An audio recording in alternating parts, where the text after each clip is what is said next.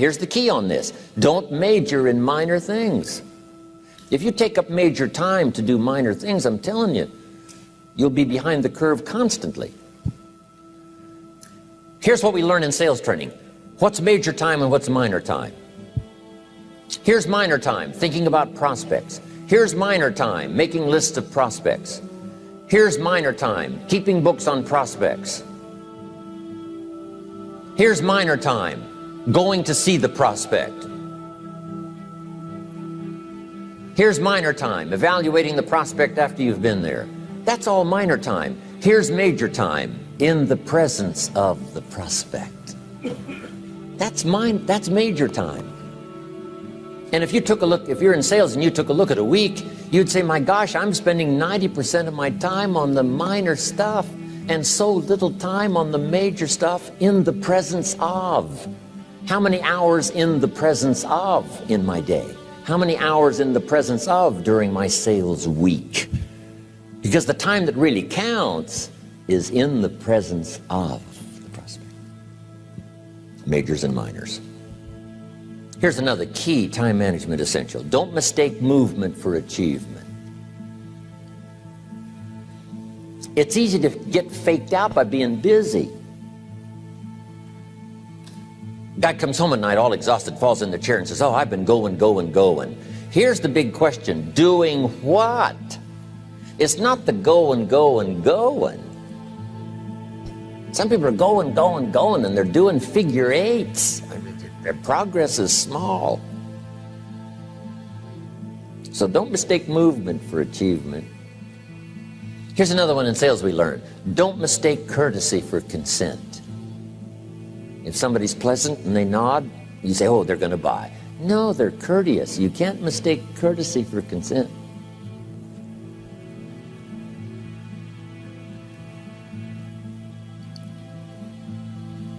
Now here's a big one, concentration. I had to learn this. All those years ago, I'm in the shower trying to compose a letter. Found it turns out to be a strange letter.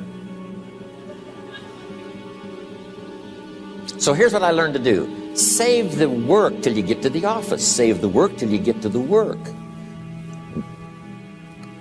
Don't try to get to the office on the way to work. On the way to work, enjoy the way. In the shower, enjoy the shower. Then go to work when you get to work. I found this to be helpful. Concentration. Here's another big one. Learn to say no. I'm telling you, in such a social society we have now, it's so easy to try to be a nice person, saying yes to everything. Find yourself overloaded. Now you got to call and make the, well, gosh, you know, all the time it takes to back out of something that you said yes to too quickly. Here's what might be better. I don't think so, but if that changes, I'll call you. Little things you can use not to overcommit yourself. My friend Ron Reynolds says, don't let your mouth overload your back. It's a good one. Now here's a big one on time management. When you work, when you play, don't mix the two. Don't work at play. I used to take my family to the beach and I would bring my briefcase.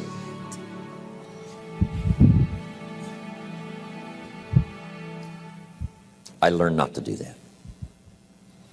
Or at the beach, I'm saying I should be at the office. Now my family's upset because I'm at the beach and I'm thinking office. Now when I'm at the office, I'm thinking what? I got to get my family to the beach. So things are not going too well at the office because I'm thinking beach, and things are not going too well at the beach because I'm thinking office. Here's what I learned to do. At the beach, be at the beach. At the office, be at the office. When you work. When you play. Don't mix the two. Don't work at play. Now here's one of the most important ones. Don't play at work. Work is too serious. You don't want the reputation of being the office joker. It's not a good one. Yes, there's time for some pleasant stories. Yes, there's time for a little humor. Yes, best if it's a happy office, of course. But I'm telling you, you got to be serious about work because you're parting with a piece of your life for the work you do.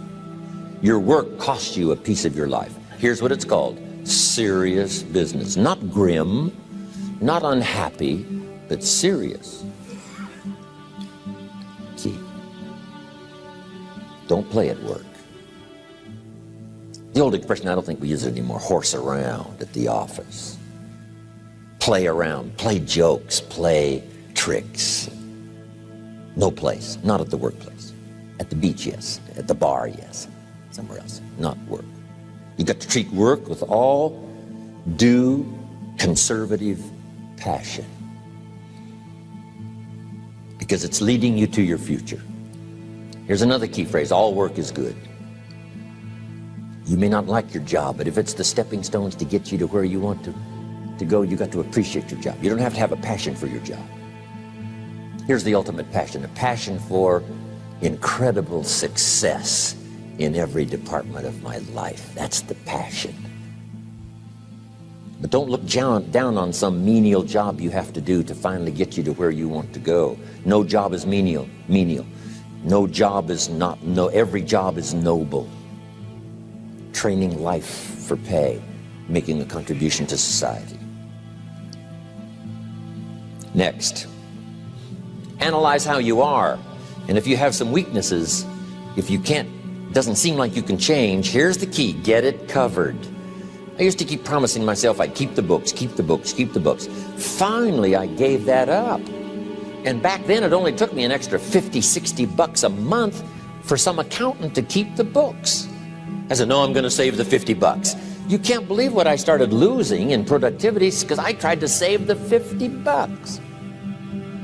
So the key is, a lot of the time you can stay like you are, but just make sure you get it covered. Okay.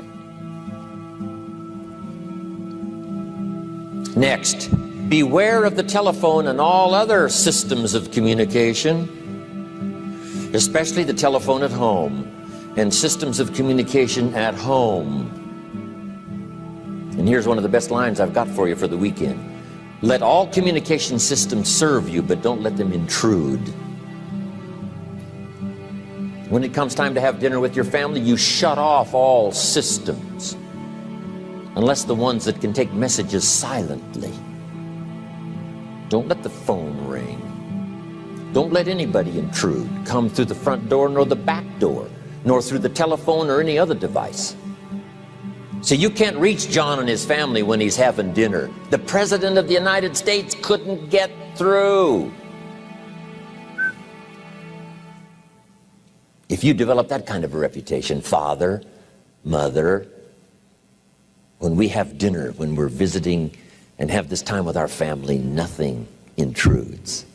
So don't let these clever little devices keep intruding. You've got to have a place that's sacrosanct, it's valuable. You don't let anything in for that period of time. Okay. Isn't that good advice? Excellent advice. Here's the next one. Read all the books. You know, I've only got a few notes here on time management, but if you've got some particular challenges, you run a big organization, a big corporation, you've got some challenges, there's plenty of books. Now, here's what's next. Just be more alert to the things that might be stealing your time. Here's why. Time is like capital. You can't let someone steal your seed corn. You can't let someone steal your capital. And you can't let someone steal your time.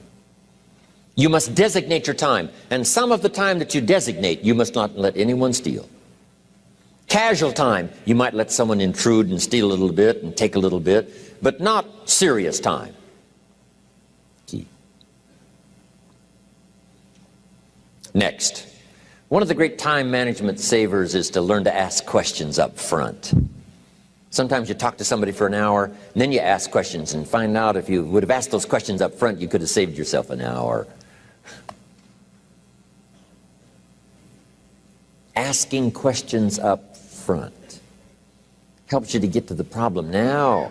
But if you just launch into some discourse, you might waste 30 minutes, waste an hour, when here's what you should have been talking about. After you finished an hour, you say, John, what's really the problem? He said, well, it's something personal. See, that's what you should have been talking about this whole hour. Key. Next, learn to think on paper. Now we're going to take a break.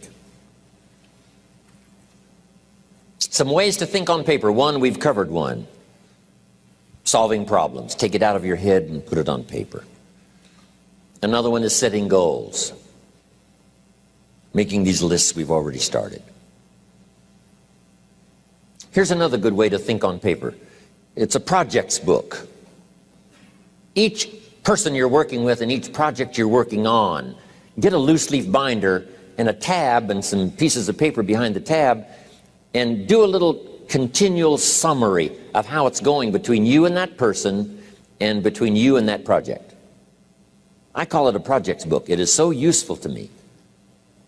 But what's going on between you and this person? When you last got together, what did you talk about? And you got a few notes there. Here's what we talked about the last time we got together. Now when you get together again, you can review that so you'll know better what to talk about. When the president gets ready to travel and he's going to meet some important people, guess what they bring him? All these briefing books. Right? The last time you were with Khrushchev, Kennedy is informed. Here's what he said and here's what you said. Kennedy said, oh, that's valuable. I need to remember that. If a person is important, it's worth a little running account. You might even have a projects book for your children. Here's what's happening between me and my child. We've talked about this, and we've talked about this, and we've talked about this. Next, a day timer. Keeping track of all of your appointments. You know, mine is all filled with, when to catch an airplane and when to do a seminar and when to sit down and have a conference, all the rest. Next is a game plan. If you've got a house and the insurance is going to come due and some other things are going to come due, you just put it on a spreadsheet and make sure it's taken care of. Key phrase, take things out of your head and put them on paper. And the key is to just experiment with different ways that helps you to do that. Now here's the last one, thinking on paper, and that's to keep a journal.